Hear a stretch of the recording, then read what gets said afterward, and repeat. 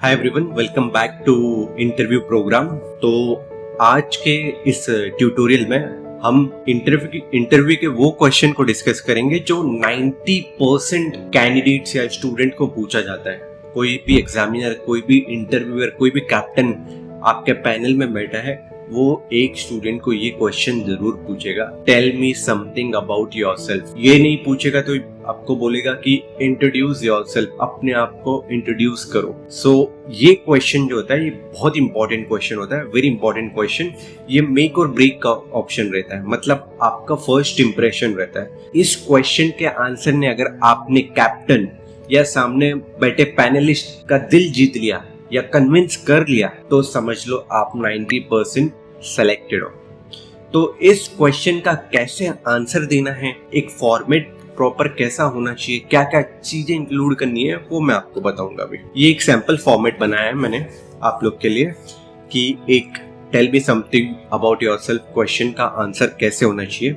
देखो, उसमें greetings added होनी चाहिए। ग्रीटिंग्स का एक कंडीशन है। ग्रीटिंग क्या होते हैं? जैसे good morning, good afternoon, good evening, hello, ये सब ग्रीटिंग्स को बोलते हैं। अगर ये आपका फर्स्ट क्वेश्चन है तो ही ग्रीटिंग्स ऐड करो, या इससे पहले आपने इंटरव्यूअर को गुड मॉर्निंग बोला है बैठते टाइम, या कभी भी हिंट कैसे भी good morning, hi sir, hello sir कुछ बोला है, तो ग्रीटिंग इंक्लूड नहीं करना है। क्योंकि इंटरव्यू में अगर आप चीजें रिपीट कर रहे हो, if you are repeating the things again and again, then it is considered as boring, तो वो आपको नहीं करना है।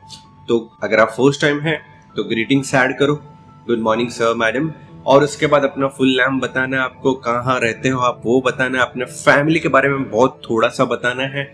उसके बाद में आपको अपनी एजुकेशन के बारे में बताना है, आपको 10th 12th ग्रेजुएशन अगर आपने की है तो कौन सी डिग्री की है, कौन सी यूनिवर्सिटी से की है, 10th और 12th में आपका कितना आया है, वो एक्सप्लेन करना है आपको। और उसके बाद आपको एकेडमिक्स के अलावा अगर आपके पास कोई हैंड्स ऑन एक्सपीरियंस है, hands on experience in the sense आपने कहीं पे काम किया है जो मर्चेंट नेवी के फील्ड के रिलेटेड अगर आपके एक्सपीरियंस में काउंट हो सकता है तो वो जरूर ऐड करो। अगर उसमें आपका कोई सर्टिफिकेशन है या कोई अचीवमेंट है तो उस आंसर में जरूर ऐड करो। इसका मैं आपको एक एग्जांपल देता हूँ। जैसे फॉर एग्जांपल ले लेते हैं, सीसीएमसी का एक स्टूडेंट है। सीसीएमसी कैटरिंग कोर्स जो होता है, मतलब जो शिप में किचन में काम करते खाना बनाने वाले, उनका एक जीपी रेटिंग की तरह 6 मंथ का कोर्स रहता है। तो सीसीएमसी का एक कैंडिडेट बैठा है इंटरव्यू में। इंटरव्यूअर ने पूछा tell me something about yourself. Student ने बता दिया दिस इज दिस, मेरे 10th में इतने आए थे, मेरा नाम ये है, मेरी उम्र ये है, मेरे फैमिली में ये सब है, और नॉर्मल हो गया। अगर हट के उसके पास 1 साल का ट्रेनिंग एक्सपीरियंस है, में बिन ताज होटल है ना, कोई स्टूडेंट्स रहते हैं जो अपने 2 महीने की जो वेकेशंस रहती है, जो गर्मी की वेकेशंस रहती है 10th के बाद या 12th के बाद, वहां पे कोई इंटर्नशिप करते हैं। मे बी उसको पहले से इंटरेस्ट था तो कोई भी वो नॉर्मल 4 स्टार या 5 स्टार होटल में उसने इंटर्नशिप ज्वाइन कर ली 1 महीने 2 महीने, अगर वो मेंशन कर देता है tell me something about yourself वाले आंसर में ही, तो वहीं पे वो 99% सेलेक्ट हो जाएगा, क्योंकि वो सीसीएमसी के रिलेटेड थी और एग्जामिनर को पता चल जाए कि ये रिक्वायर्ड कैंडिडेट है, ये बेस्ट फिट कैंडिडेट है। तो अगर आपके पास ये एक्सेप्शनल कुछ है, एक्सेप्शनल चीजें हैं जो आपके वर्क एक्सपीरियंस में काम आ सकती है, तो वो जरूर ऐड कीजिए। और जो एग्जांपल मैंने बताया ये ऑलरेडी स्टूडेंट्स के साथ हो चुका है। और उसके अलावा अगर आप टेक या इंजन के रिलेटेड कुछ काम किया आपने, फॉर एग्जांपल बहुत सारी जो कॉलेजेस रहती हैं, मुंबई में भी हैं बहुत सारी, मैंने कॉलेजेस देखी है जो ग्रेजुएशन के टाइम 1 डे ट्रिप पे लेके जाती है, 1 डे इंटर्नशिप प्रोग्राम रहती है। 1 डे इंटर्नशिप में वो पोर्ट पे लेके जाते हैं, पोर्ट में पूरा लॉजिस्टिक के बारे में एक्सप्लेन करते हैं, डॉक पे कैसे काम होता है, पोर्ट ऑपरेशन कैसे होता है, लॉजिस्टिक हैंडलिंग कैसे होता है, टैट क्या होता है, टर्न अराउंड टाइम वो सब क्या होता है, वो सब पूरा एक्सप्लेन करते हैं। अगर वो भी आपने 1 दिन का भी अटेंड किया है तो वो भी आपके लिए मेक और ब्रेक हो सकता है। तो वो भी आप अपने फर्स्ट जो क्वेश्चन है tell me something about yourself या इंट्रोड्यूस योरसेल्फ में मेंशन करो, और इसका रिलेटेड कुछ सर्टिफिकेट है तो उसके आप रेडी होने चाहिए। तो अभी मैंने आपको बताया कि आपको tell me something about yourself में क्वेश्चन में आपको क्या क्या इंक्लूड करना है ना।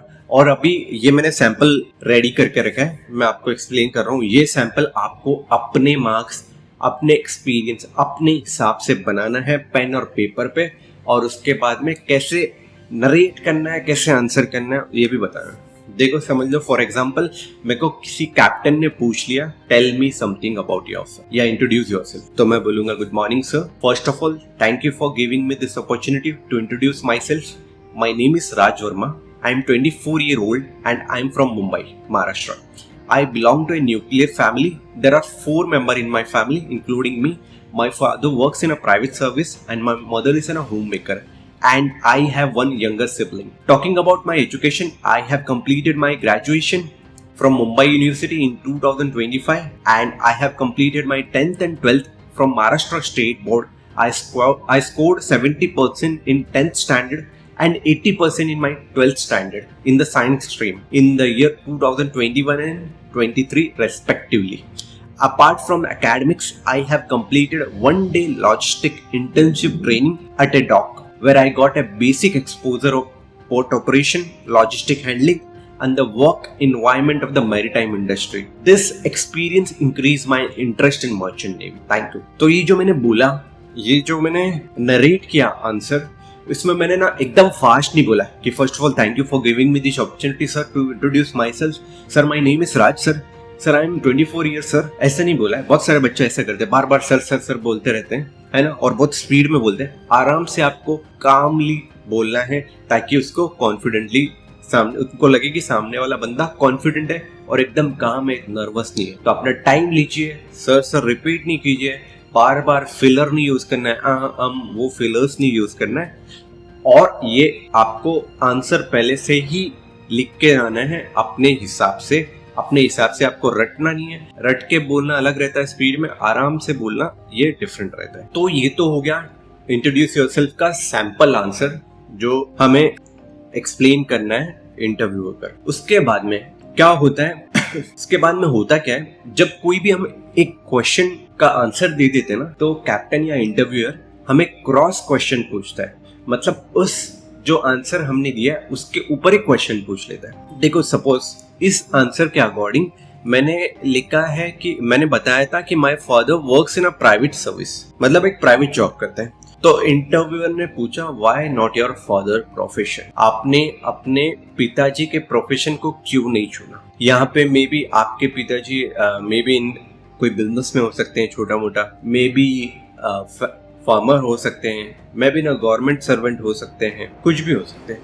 तो क्रॉस क्वेश्चन आएगा ये कि why not your father profession. तो उसमें मल्टीपल ऑप्शन है. So why not your father profession में ना मल्टीपल आंसर्स होते हैं. मल्टीपल आंसर्स में एक सबसे कॉमन आंसर मैं आपको बताता हूँ. तो अगर मुझे इंटरव्यू पूछता why not your father profession, तो मैं उनको क्लियरली बता, first of all actually my father is working in a private sector from last 25 years and from last 25 years he is not a financially independent. Why is not financially independent? Like current India situation, inflation is increasing 6 to 7% year on year, but my father's salary is increasing like 2%, 3%, maximum 3%, and I don't want me or myself to enter that field in which I'm not cope up or not my salary is not increasing with the inflation. तो ये ऐसा बोलना है कि मुझे मेरी salary उतनी नहीं बढ़ रही है जितनी महंगाई बढ़ रही है, तो इसलिए मैं अपना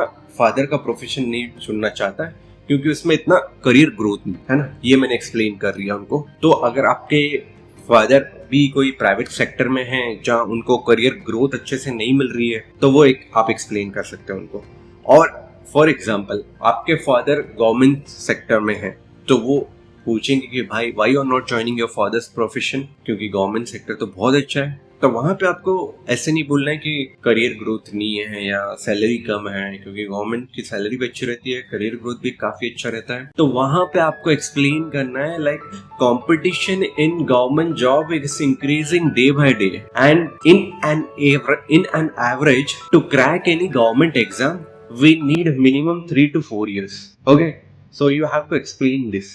I don't want to enter that much crowded career in which competition is very high. और उसके अलावा अगर फार्मर है आपके पिताजी, आपके फादर, तो वो भी आप सीधा बता सकते हो कि आजकल फार्मिंग से इतना रेवेन्यू जनरेट नहीं होता है कि पूरी फैमिली को हम चला सकें, है ना, और उतना काम भी नहीं है कि मैं भी अपने फैमिली बिजनेस ज्वाइन कर सकूं. तो ये आपके फादर के प्रोफेशन के अकॉर्डिंग आपको अपना आंसर प्रिपेयर करना है। और उसके बाद में आ जाते हैं next cross question, tell me something about yourself का। इसमें जैसे यहाँ पे है, why is your 12th percentage is very less as compare to 10th।